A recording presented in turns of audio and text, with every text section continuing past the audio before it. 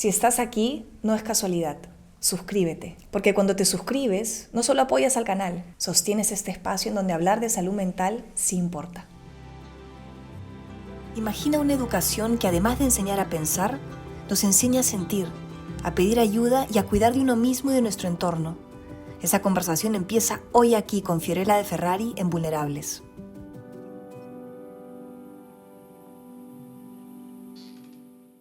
Bueno, Fiore, bienvenida aquí a Vulnerables. Gracias, Mica. Para hablar acerca de, en fin, es un tema amplio, vamos a ver por dónde nos lleva, la educación, ¿no? La importancia de la educación. Y yo pensaba ahora, claro, pasamos, corrígeme, más de 10 años en el colegio, o sea, contando inicial, primaria, secundaria, ¿no?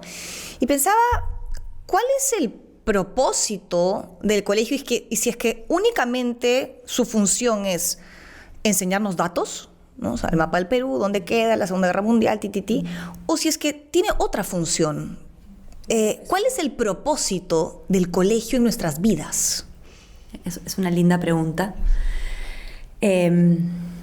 Quizá uno de los principales propósitos de la escuela es la creación de cultura, y con esto a lo que me refiero es a hacer de la escuela un lugar donde venimos a pensar juntos y a crear juntos nuevas formas de convivencia, nuevas formas de ser sociedad, de practicar la ciudadanía.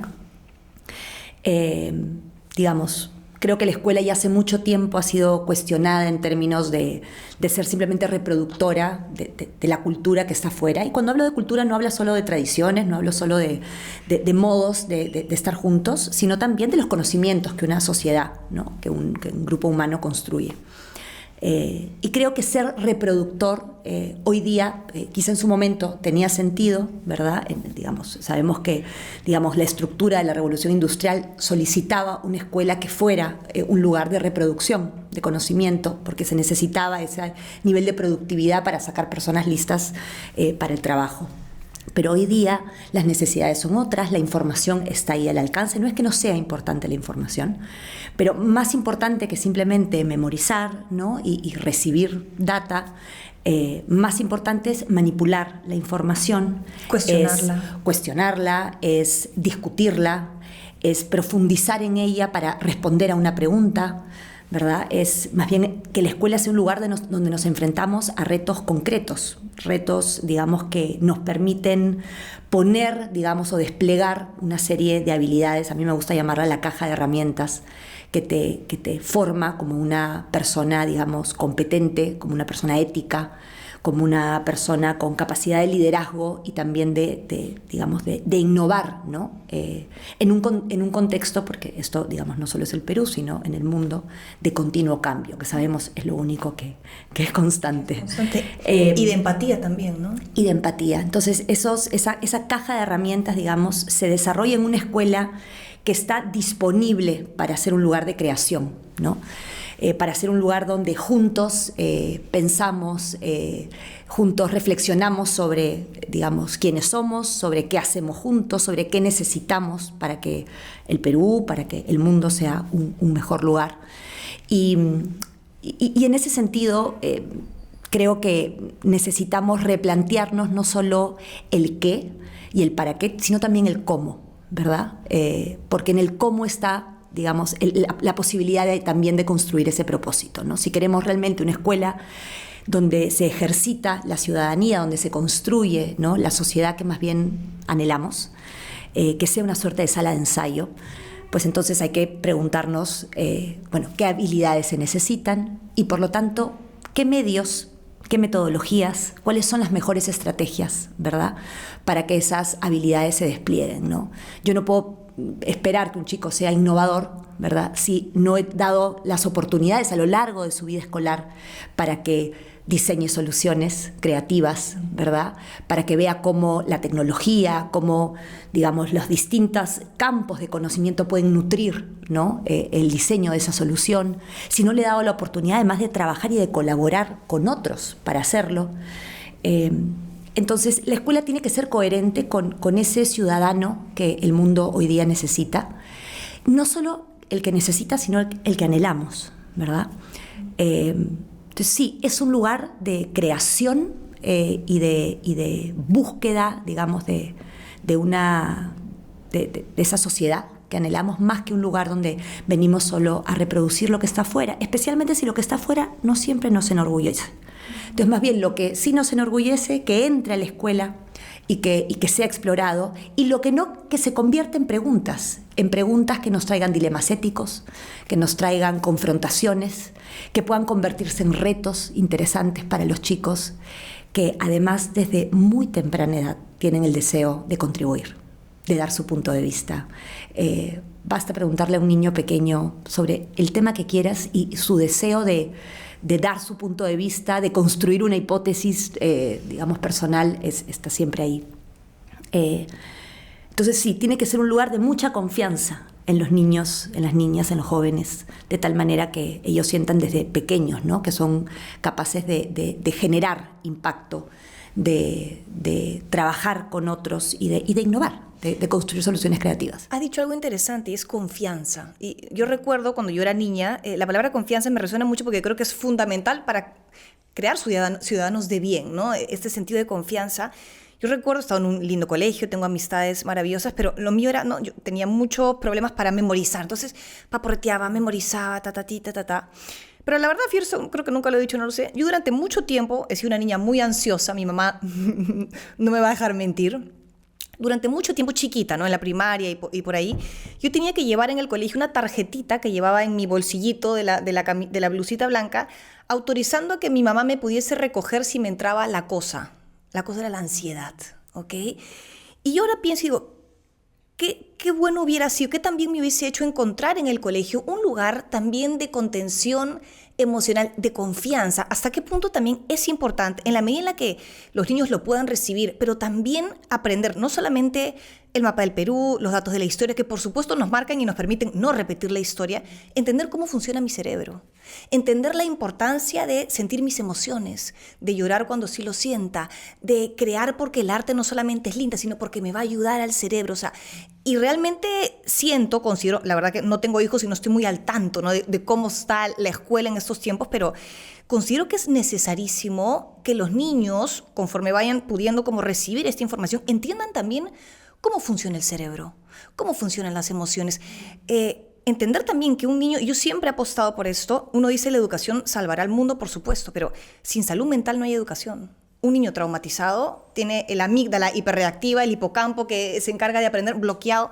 Entonces, ¿hasta qué punto la salud mental y el conocernos y reconocernos es un eje importante, pero que no se está dando del todo?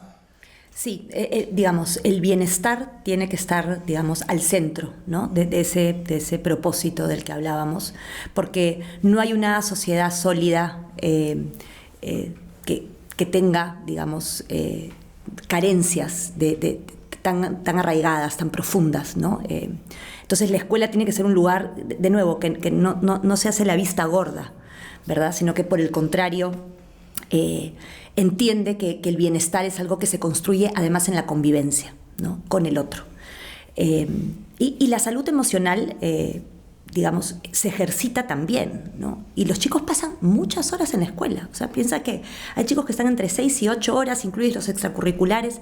Es mucho tiempo en la vida de un niño y muchas oportunidades para desarrollar tus habilidades también socioemocionales, ¿sí?, que además son fundamentales para el aprendizaje. O sea, no está desligado, y eso hoy día felizmente lo sabemos, y lo sabemos los educadores. Y por lo tanto, de nuevo, el cómo es muy importante, y también, digamos, qué oportunidades les damos a los chicos para que reflexionen sobre sus propias emociones, para que reflexionen sobre su propio pensamiento a propósito del cerebro, cómo aprendo mejor, cómo me relaciono mejor, lo que llamamos metacognición, la capacidad de reflexionar sobre tu propio pensamiento y sobre cómo aprendes mejor. Son, digamos, habilidades fundamentales. Y claro, si la estructura cotidiana de la escuela se sostiene sobre clases donde el maestro habla y el chico escucha, o donde el chico solamente sigue indicaciones, ¿sí?, y no hay espacios frecuentes de análisis, de interpretación, de discusión, de debate, de confrontación conjunta, donde los chicos más bien son los que tienen que elaborar y donde todos estos componentes, las distintas dimensiones del desarrollo están puestas sobre la mesa, son parte de la experiencia educativa, nos estamos perdiendo justamente la posibilidad de ejercitarnos en esas habilidades socioemocionales. Y lo otro es pensar que no solo los momentos académicos son la escuela. La escuela es la transición de un aula a otra, la escuela es el momento en el que tomamos el snack juntos cuando almorzamos, el momento del patio, el momento del ingreso. Entonces, cuando los maestros pensamos en la rutina diaria, tenemos que pensar que la educación está conformada por todos esos momentos, no solo la clase donde enseño matemática. Y por lo tanto, la delicadeza, ¿no?, con la que diseñamos cada uno de esos espacios tiene un alto impacto en el bienestar socioemocional y en las oportunidades de practicar a su vez esto, ¿no? Te pongo un ejemplo. Los chicos pueden llegar a la escuela y encontrar que está su salón y nada más, y un ping-pong, o puede haber una plaza, un lugar donde ellos pueden, donde hay unos sillones, donde se pueden sentar a conversar mientras van llegando, encontrarse con los amigos, que sea una suerte de lugar de encuentro, ¿sí? Previo a entrar a clases. Puedes, digamos, pensar que el snack no es un momento donde simplemente voy y me siento y como, sino que juntos ponemos la mesa, preparamos como si fuera un ritual ese lugar para sentarnos y compartir. Nos hacemos cargo además de lo que viene después, no solo conversamos mientras comemos, sino que luego limpiamos ese espacio, lo dejamos listo para el que viene. Entonces vas desarrollando habilidades de autorregulación que tienen un impacto también en, por supuesto, tu bienestar, ¿verdad? Y después, ¿qué lugar ocupa el yo me siento así, ¿no?, dentro también del proceso de aprendizaje? ¿Cuántos espacios de autoevaluación y de coevaluación generamos entre los chicos? ¿Cuánto estamos entrenando a los estudiantes en darse feedback, por ejemplo, ¿no?, y en encontrar estrategias para ser eficaces, para ser, vamos a decir, convincentes, seductores con su feedback, convencer a su amigo de que, oye, mira, no sé, quizás si lo hubieras hecho así, esto. Es decir, la capacidad de conversar, de que la escuela sea un lugar de conversación, también es fundamental para irte, digamos, desarrollando, ¿no?, como una persona, digamos, competente para la comunicación y para las interacciones, ¿no? Y el autoconocimiento tiene que ver, digamos, con la posibilidad de ejercitarte en la relación con otro. No nos conocemos únicamente en la soledad. En la soledad hacemos la introspección y eso es fundamental, y la escuela también necesita de esos espacios. Pero es en el vínculo, es en la interacción que uno se conoce. A través de los ojos del otro uno también se conoce. Por lo tanto, tener, digamos, oportunidades cotidianas para pensar con otros, para, de nuevo, retroalimentarnos, autoevaluarnos de manera crítica, creo que es fundamental. Y a ver, la relación entre estudiantes y adultos y profesores es clave, ¿no? Justo iba a ir ahí. Yo pienso que es fundamental cuidar mucho esa relación, ¿no? Que no es una relación de patas, es una relación asimétrica en el sentido de que los maestros tenemos la responsabilidad sobre el desarrollo, digamos, y el aprendizaje de los chicos, pero sí democrática, ¿no?, en el sentido de que queremos construir un diálogo horizontal, un diálogo, digamos, que nos permita enfrentar preguntas difíciles juntos, ¿no? Ni queremos a un estudiante que le tiene miedo al profesor, ¿no?, ni un profesor que le tiene miedo a los estudiantes, ¿verdad? Y para eso se tiene que construir una cultura dentro del aula, dentro de la escuela, donde podamos tener esas conversaciones difíciles. Y eso no es solo la tutoría, ¿sí?, sino es cómo nos relacionamos en el día a día. ¿Cuánto participa el estudiante del diseño de la experiencia pedagógica, ¿no? ¿Cuánto pensamos juntos? Bueno, estamos investigando esto, ¿cómo le damos continuidad? A ver, diseñémoslo juntos, pensemos juntos en eso. ¿Qué disciplinas podrían ayudarnos a entender mejor esto? ¿Quiénes podrían ser nuestros aliados?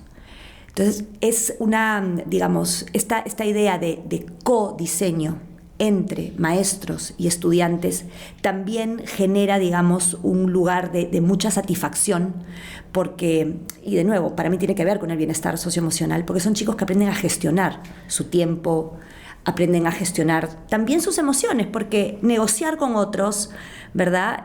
Diseñar con otros requiere de muchas estrategias digamos, de negociación, de comunicación. Hay muchas estrategias que uno pone en juego cuando piensa y trabaja con otros.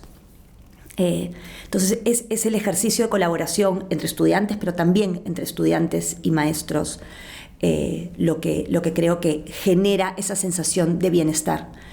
Y por lo general, en escuelas que entienden que el bienestar es transversal a la cotidianidad, a la rutina dentro de la escuela, los casos de bullying disminuyen, ¿no? Uno suele ver menos casos de violencia, de acoso.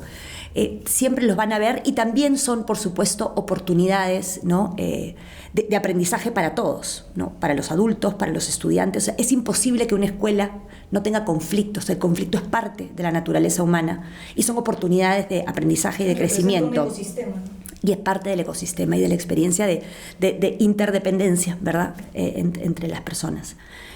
Pero cómo te enfrentas, ¿no? al conflicto es fundamental. Y quizá, por lo pronto, no es evitarlo, ¿no? Más bien es traer el conflicto, que la escuela sea el lugar donde más bien atendemos nuestros conflictos, nuestras mayores preguntas. ¿Cómo no va a ser la escuela el lugar donde respondemos a las grandes preguntas que nos hacemos como humanidad, ¿no? Y hoy tenemos muchas grandes preguntas que deberían estar siendo atendidas dentro de la escuela, entre ellas y con los propios chicos. ¿Qué significa estar bien? ¿No? ¿Qué significa sentirme bien? ¿Qué significa aprender con otros? ¿Cómo estoy? ¿Cómo estás? Sí, ¿cómo estar juntos para que esto funcione? Para que podamos ser un equipo, ¿no? Y son preguntas válidas que la escuela necesita acoger, y todas las preguntas más difíciles que nos imaginemos deberían ser parte de lo que se discute, y oportunidades incluso académicas. Porque por lo general esas preguntas complejas son preguntas que requieren de las distintas disciplinas, ¿no? De la interdisciplinariedad para poder atenderlas y resolverlas. Y creo que eso nos hace más flexibles, personas también más dinámicas luego para enfrentarnos a los problemas y para navegar la complejidad de la vida, porque finalmente estos chicos tienen una vida y van a enfrentarse luego a otros desafíos, ¿no? En su vida adulta. Poder salir con la confianza suficiente para decir quién soy y lo que pienso sin dejar de ver al otro, ¿no? Me quedo un ratito en el tema del maestro, que para mí es fundamental. No solamente profesores o maestros que sepan un montón o que sepan transmitir la información, pero que también sean adultos. No sé cómo explicarlo, porque también hay profesores niños que no han trabajado su tema emocional, y los chicos adolescentes pueden gatillar temas no resueltos en los profesores que de pronto, claro, se ven como en dinámicas, en situaciones insanas que se ven a lo largo de este país, lamentablemente. Considero que no solamente el profesor tiene que saber, sino que el profesor tiene que haber hecho su trabajo también de no arrastrar temas de infancia o de su propio pasado, porque se van a gatillar en los chicos, ¿no? Un chico que se porte mal, un chico que pueda ser irrespetuoso con el profesor.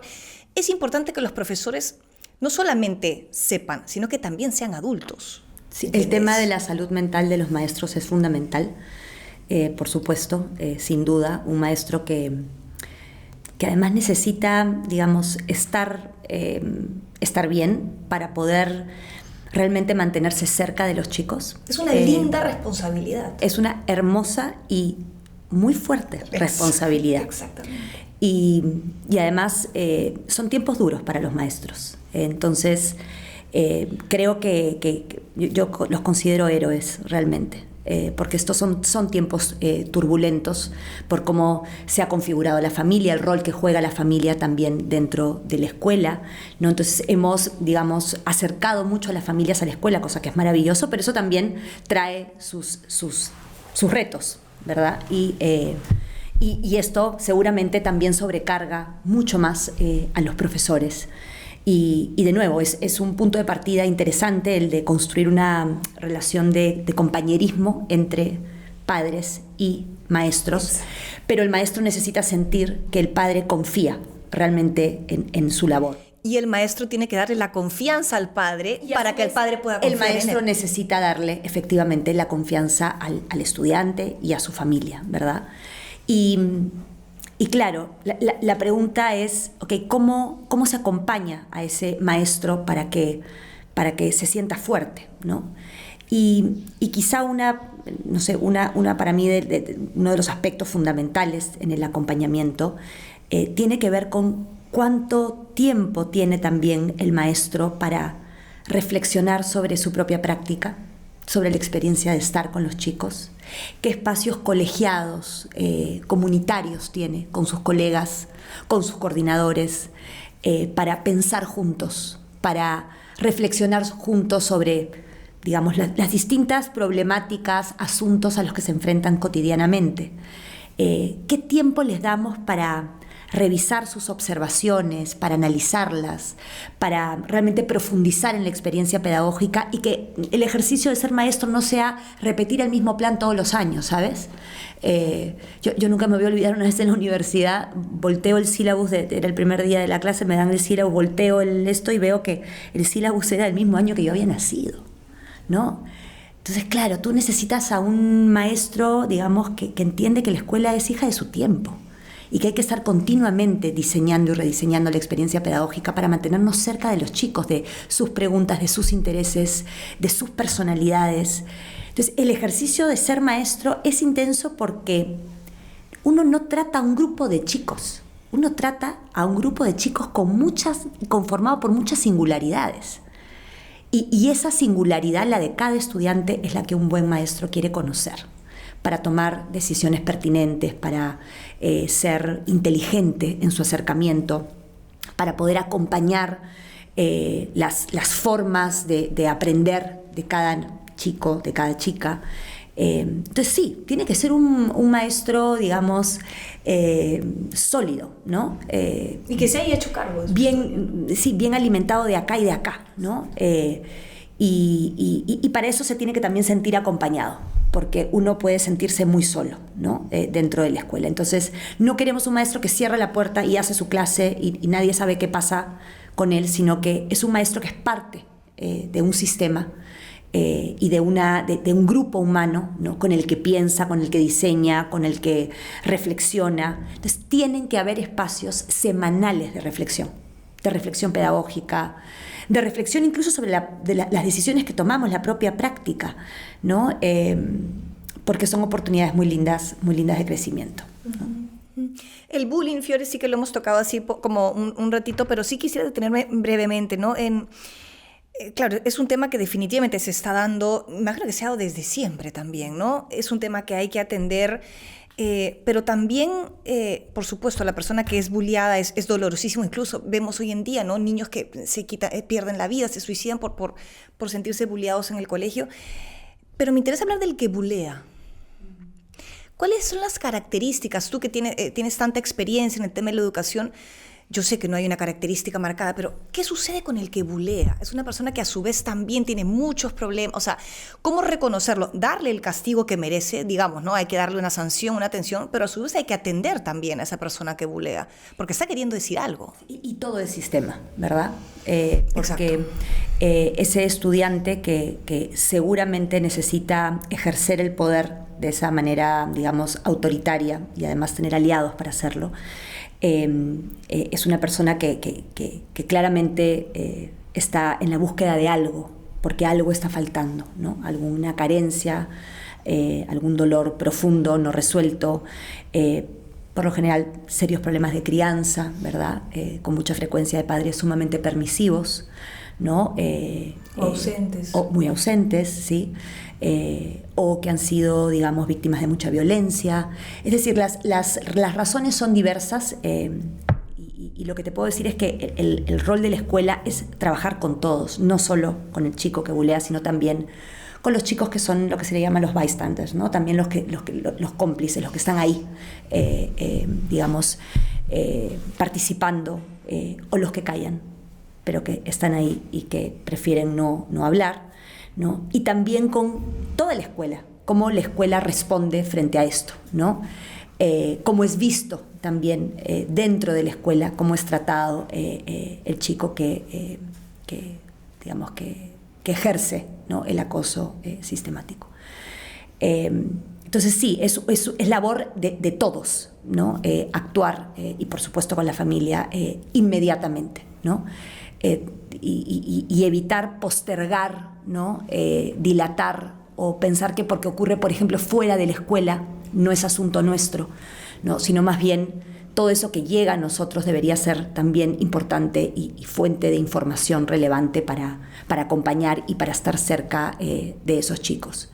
Cuanto más la escuela es un lugar de diálogo y de conversación, de nuevo, esto lo digo a todo nivel, ¿no? No solo de conversación en la tutoría, ¿no?, sino que si realmente la conversación es un medio para aprender, para enfrentarnos a los conflictos,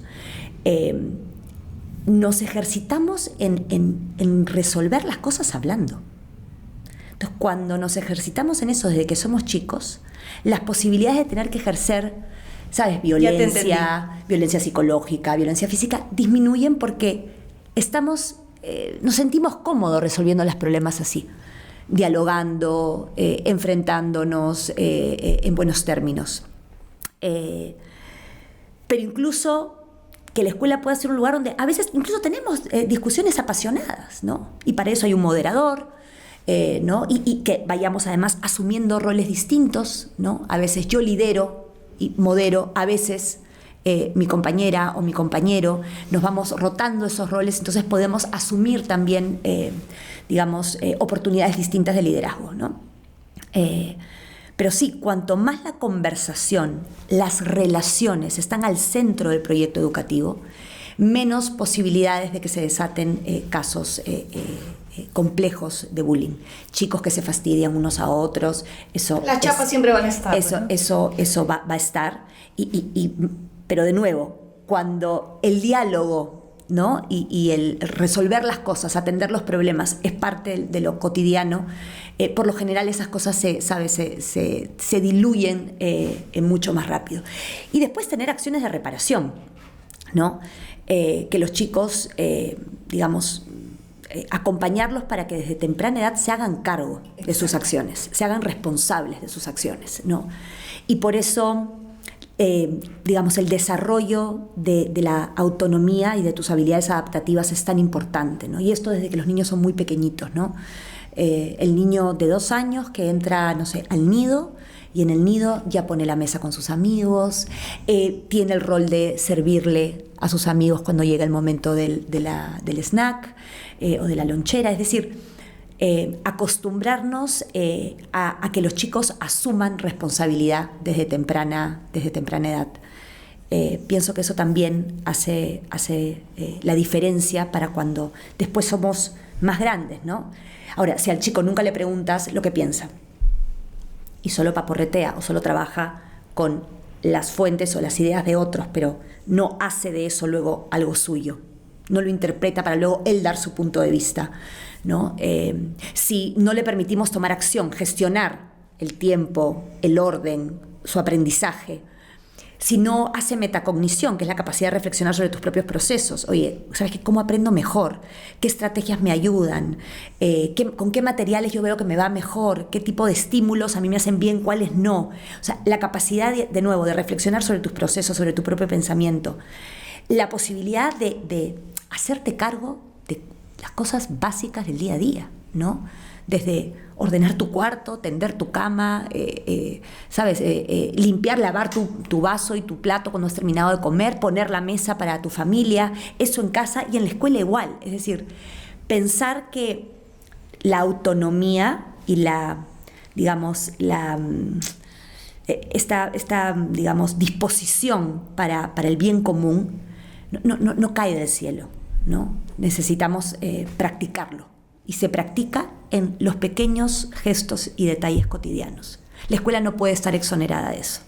Tiene que ser parte de esa, no solo de esa conversación, sino que tiene que ser un lugar realmente de ensayo. Y si la casa y la escuela están alineados, pues aún más potente la formación de ese estudiante como un ciudadano responsable, esa ética de la que tú hablabas, ¿no? Que finalmente tiene que ver con la capacidad de alinear tus acciones a tus principios, ¿no?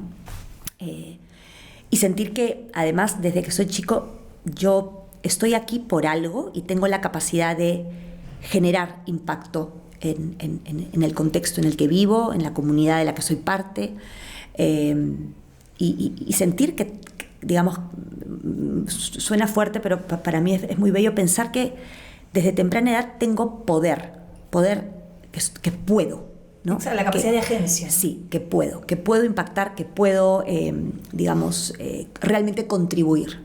Creo que no hay nada más hermoso para un niño, para una niña, que sentir que puede contribuir, que puede participar, ¿no? Y que su voz tiene un lugar.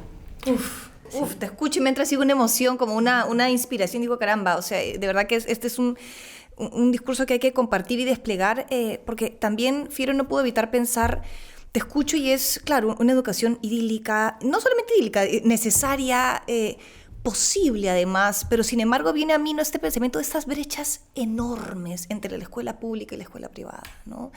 Enormes. ¿Y qué hacer para tender puentes, para que esto no sea así? O sea, la escuela pública tiene que ser un lugar, como tú dices, ¿no? Ok, no tendrán, pues, no hay los medios, yo entiendo, para tener, pero en vez de ese pampón se puede generar algo, ¿no?, bonito, de integración, de cuidado, pero que ese mensaje llegue a las autoridades, a eso me refiero, ¿no? A los líderes. Sí, quizá yo creo que hoy día, digamos, hemos logrado el acceso por lo menos en educación inicial es fantástico. Creo que ahora el foco necesita estar en la calidad y creo que para, digamos, que la calidad realmente pueda ser una búsqueda profunda dentro de las escuelas. Parece contradictorio, pero se necesita también mayor autonomía, ¿no? Escuelas que puedan, digamos, explorar sus propias innovaciones con mayor independencia, ¿no? Por supuesto que se necesita un Estado que acompañe, ¿no? Pero no un Estado que limite, ¿no? Y que, digamos, recargue administrativamente a la escuela y que le quite a la escuela la posibilidad más bien de estar mirando hacia adentro, de estar profundizando en sus prácticas, ¿no? Estar construyendo buenas prácticas, de tal manera que luego puedan compartir esas referencias con otros, ¿no? Y vuelvo al inicio, ¿no? La escuela pública, privada, tiene que ser un lugar de creación, no solo para los estudiantes, que tienen, digamos, que poder estar diseñando soluciones para impactar positivamente frente a un determinado problema, sino también un lugar de innovación para los propios maestros. O sea, ¿por qué decidimos ser maestros? No solo es porque nos interesa la infancia o porque nos interesa, digamos, la educación como hecho aislado. A nosotros lo que nos interesa es entender cómo el ser humano aprende, en qué condiciones aprende mejor, cómo nuestro rol, digamos, influye o puede impactar positivamente en el desarrollo de nuestros estudiantes, ¿no? Bajo qué condiciones los chicos aprenden mejor, aprenden bien, aprenden más, y cómo nosotros contribuimos los maestros a que la escuela realmente sea un lugar, digamos, de aporte para que el Perú sea un mejor lugar donde estar, ¿no? Pero si la escuela no puede ser un ente, una institución, digamos, con cierta independencia, con autonomía creativa, y está regida por un trabajo administrativo muy duro, muy pesado, es difícil generar esos cambios, creo yo, que necesitamos, de tal manera que la calidad también aumente, ¿no?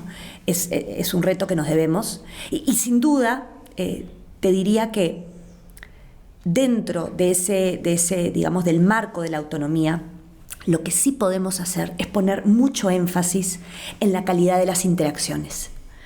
Y eso también se ejercita, eso también se aprende, pero para eso tienen que ser las interacciones muy importantes para nosotros. Y no da igual qué tipo de interacciones, ¿no? Entonces, si tenemos hoy día niños de 3 años que no alcanzan, digamos, algunos indicadores básicos del desarrollo, entre ellos la comunicación, la que se espera, es en buena parte porque no les estamos dando la oportunidad desde más chiquititos para comunicarse, ¿no? Para realmente participar, ¿no? De lo que significa ser persona, ser humano con otros, ¿no? Entonces la conversación, volviendo al tema de la conversación, es fundamental, porque es la manera, en ese ida y vuelta, es que, digamos, las ideas nacen, tu capacidad para argumentar, para explicar algo, para sentir que tienes agencia a través de la palabra, que puedes decir lo que piensas, que puedes llegar a otro, que puedes modificar el pensamiento del otro a través también de tus ideas, que puedes escuchar y que puedes construir sobre el pensamiento de otra persona, ¿no? Y claro, si entramos a un aula de educación inicial y lo que encontramos son maestras que les piden a los niños que nombren los colores o que cuenten del 1 al 20, ¿sí? Eso no está, digamos, apelando al desarrollo de habilidades superiores, ¿no? Y vamos a tener, temas profundos finalmente no resueltos sobre el desarrollo de los chicos. Y más bien lo que necesitamos son maestros que hagan preguntas más importantes, más grandes, preguntas que empiecen con cómo, con por qué, con para qué, porque eso exige del niño una explicación, el desarrollo de una idea, ¿no? Y lo que necesitamos son niños hablando más, conversando más, sintiéndose, vamos a decir, importantes dentro de su comunidad, dentro de la escuela. Entonces, sí, quizá una de las maneras de seguir mejorando la calidad educativa, no solo de la escuela pública, sino también de la privada, es centrándonos mucho más en la calidad de las interacciones y qué tipo de interacciones promueven el desarrollo de esas habilidades superiores, de esa caja de herramientas que es fundamental para luego sentirte un ciudadano competente, y también cómo fortalecemos a la escuela, no recargándola de trabajo administrativo, sino más bien dándole la autonomía para ser un lugar de creación. Y me viene también, ¿no?, a la mente la importancia de, como bien decías hace un ratito, de integrar a los padres de familia y también de educarlos en muchos aspectos, ¿no?, en relación a sus hijos, al tema de el conocimiento de las emociones, de explicarles también que en casa no tienen que haber gritos, que no tiene que haber violencia, ¿no? O sea, muchos padres creen que también es como que mando al niño al colegio y casi que se hagan cargo un poquito, ¿no?, de este niño problema, y entonces casi que yo no quiero hacerme cargo. Y creo que hay una carencia importante de los padres de familia, no todos, por favor, ¿no?, pero hay cierta parte que no quieren mirar también, ¿no?, un poco hacia el origen del problema y no quieren hacerse cargo, ¿no? Y eso es un problemón, porque... Sí, o sea, te diría que encuentro hoy día mamás y papás, familias en general mucho más comprometidas con la educación de sus hijos. Familias en general más informadas, que tienen mucho acceso, muchas fuentes. A veces, pueden venir con algunas ideas confusas, ¿sí?, sobre la crianza, confusas en el sentido de que no necesariamente eso que están haciendo genera eso que ellos esperan, ¿sí?, tiene el impacto que ellos esperan, y por lo tanto la escuela se vuelve un lindo lugar para discutir también sobre crianza, ¿no? Y donde podemos alinearnos entre escuela y casa.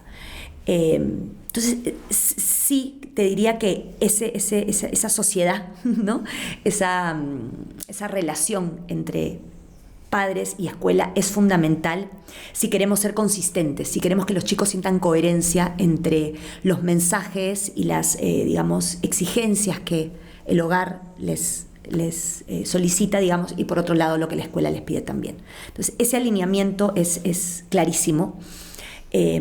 Y creo que uno de nuestros desafíos como papás en este momento es el tema de los límites, ¿no?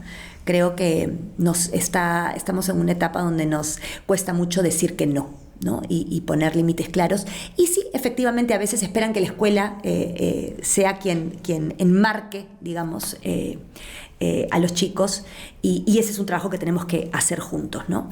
Y digamos, no tenerle miedo al no tenerle miedo a los límites muy claros, porque queremos que esos chicos también sean personas que entiendan de límites, que puedan ponerse límites, ¿no? Y que puedan ponerle límites al otro también en su relación. No queremos chicos frágiles, ¿verdad?, sino chicos con carácter. Entonces, vamos a decir, la crianza respetuosa, sí, pero clara, ¿no? Con con ideas y con un, digamos... Y ordenada, el papá, la mamá, el profesor, digamos, hay un respeto, ¿no? Una mirada también y que haya mucho diálogo y mucha conversación no significa que nosotros, los adultos, no tengamos finalmente la responsabilidad de educar a los niños y a las niñas, a los adolescentes. Y digamos, ese marco de referencia, el área de juego, tiene que estar muy clara para los chicos. Los chicos lo necesitan, lo piden a gritos. Y ese no es un trabajo que hace la escuela sola, ese es un trabajo que hacemos juntos. Y los padres, como tú bien decías antes, de alguna manera... no me encanta la palabra modelamos, pero podemos o no ser un referente, ¿verdad? Si nosotros en los chats de WhatsApp nos desbordamos, ¿no? Y después nos frustramos cuando nuestros hijos se desbordan en grupo, bueno, hay que ser coherentes, ¿no? Practiquemos nosotros la moderación, ¿verdad? La capacidad de mantener conversaciones, vamos a decir, alturadas en los chats con otros padres. Digamos, tiene que haber coherencia entre lo que nosotros los padres hacemos y también lo que le pedimos a los chicos, ¿no?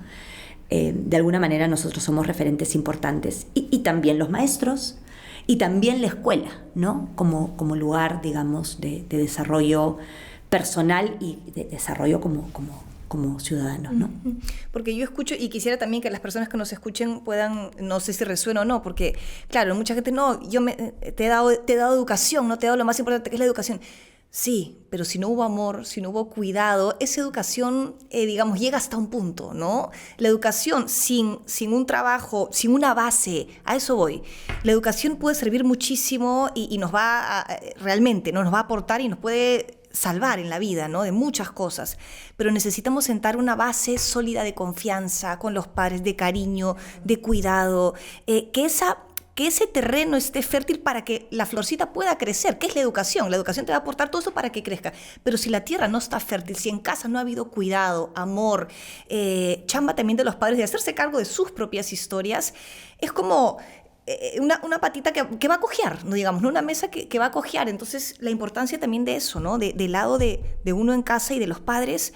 Caramba, este niño, por ejemplo, la rabieta de mi hijo, me gatilla, me pongo violento. Ok, ¿qué está despertando en mí que no me he hecho cargo, ¿no? Que tengo que revisar yo, digamos, ¿no? Para que este niño no aprenda, o aprenderá él también cuando se sienta abrumado a gatillarse como tú lo hiciste, ¿no? Sí, y algo que creo que también nos ayuda mucho, yo leí hace algunos años un libro que me marcó especialmente de una investigadora que se llama Alison Gopnik. Ella ha profundizado sobre todo en el mundo de los bebés y tiene algunos libros preciosos. Uno que se llama El científico en la cuna y El bebé filosófico, que hablan justamente, desmitifican una serie de ideas sobre los bebés y nos revela cuán inteligentes y cuán agudos pueden ser desde mucho antes de lo que pensamos. Pero también es una mujer que ha investigado sobre lo que los americanos llaman parentalidad, dicho, digamos, de alguna manera sobre crianza. Y hay un libro que se llama El jardinero y el carpintero, y creo que ella hace utiliza una imagen que es muy interesante, que es la de los padres como jardineros y no tanto como carpinteros, ¿no? Nuestra labor no es esculpir, darle forma a nuestro antojo, ¿no? a nuestros hijos, sino es hacer lo que hace un buen jardinero, que es entender que esta plantita, cómo se expresa, entender su fenotipo, cómo va a comportarse para ayudarla a tomar esa ruta que la plantita claramente nos está expresándonos, y acompañar, ¿no? En ese sentido, bueno, limpiar las hojitas que van a ayudarla realmente a expresar su máximo potencial. Y como un buen jardinero, el jardinero pone límites, ¿verdad? Enmarca de tal manera que esa planta pueda expresarse. Entonces los chicos no pueden sentirse solos, y una manera de no sentirse solos es dejándoles muy en claro cuál es esa área de juego, ¿no? Hasta dónde pueden moverse, de tal manera que ellos se sientan contenidos, ¿no? Desde temprana edad. El amor también es límites, ¿no? Y digamos, quizá nos ayuda también pensar en, bueno, finalmente qué imagen de niño, de ser humano tengo, ¿no? Porque si yo veo al niño como un ser frágil, pienso que mi labor es solo protegerlo, ¿no? Es evitarle el mayor sufrimiento posible. Pero si yo creo que el niño es capaz, que tiene el potencial para expresarse, para comunicarse, para construir un punto de vista propio, entonces, ¿qué decisiones tomo para que él pueda realmente, ¿no? Sentirse competente, sentir que puede, ¿no? A mí me ayuda mucho eso, no solo como mamá, sino también como educadora, ¿no? Cuando tomamos decisiones y me pregunto si estamos realmente siendo como coherentes, ¿no? Porque decimos, los niños son muy creativos, pero después les damos una fichita de aplicación y no te sales del cuadrado, con la manzanita para que la pinten de rojo. Y además les ponemos solo rojo, ¿no? Es decir, a ver, no. Si hablamos de la creatividad de los chicos, bueno, ¿qué experiencias pedagógicas, qué experiencias les damos realmente para que esa creatividad se ponga en juego, para que la ejerciten, ¿no? Para que la ensayen? Entonces, a veces también a los papás nos ayuda a pensar en esos términos, ¿no? Y a ver, estas decisiones que estoy tomando ¿realmente contribuyen a que mi hijo sea un chico seguro? Para que mi hija se sienta segura, que sienta que tiene una voz fuerte, que puede decir lo que piensa, para que el día de mañana pueda participar de un grupo y asumir liderazgo dentro de él, movilizar a otras personas para construir algo, digamos, que sea positivo para ese grupo. Nada, pienso que hacer ese ejercicio a veces ayuda. Wow, Fiore, súper. Por último, porque no quiero tampoco abusar de tu tiempo, pero qué rica conversa. ¿Qué fue lo que yo creo que es una vocación, la del maestro, es una verdadera vocación por todo lo que implica? ¿Qué te llamó a ti? ¿Por qué tú dedicas tanto? ¿No? Tú trabajas en un nido infantil, me parece, ¿no? Estás involucrado en un nido, en una escuela, también tienes una ONG, ¿no? Que he leído, tiene que ver con los maestros, me parece. ¿Qué fue lo que a ti te impulsó a dedicar gran parte de tu vida a la educación? Sí, empecé a trabajar con niños desde muy chica, a los 14 años. Oh, wow. Sí, gracias a un sacerdote del que me hice muy amiga cuando vivía en Argentina, que me invitó a acompañar a un grupo de niños en un contexto de mucha vulnerabilidad. Y creo que ese primer espacio, que era un espacio de juego y de acompañamiento, me abrió los ojos sobre esto que hablábamos antes, sobre el poder que tiene el vínculo en el desarrollo de las personas, especialmente de personas que están en riesgo, ¿no? Y el poder que eso tiene. No porque fuera la relación conmigo, no, la relación que se generaba entre nosotros, ¿no? Este sentido de grupo que se generó y el poder que eso tenía para juntos salir adelante y sentirnos mejor. Y luego, con los años, cuando me he ido ya involucrando más en el mundo de la educación, darme cuenta del poder que puede tener la escuela para la contribución a una mejor ciudadanía. Entonces te diría que para mí, la infancia, con todo ese potencial tremendo que tiene, porque sabemos además que los primeros 5 años son fabulosos en términos de todo lo que pasa en nuestro cerebro y la rapidez con lo que ocurre. O sea, es una ventana de oportunidad preciosa. Pero luego, ¿no? El desarrollo humano y la relación entre el desarrollo humano y la escuela, ¿no? Y lo que eso puede generar para que este sea un lugar mejor donde vivir, ¿no? Creo que es eso. Creo que la escuela tiene un potencial precioso, ¿no? Como lugar de ciudadanía. Y como lugar de desarrollo personal.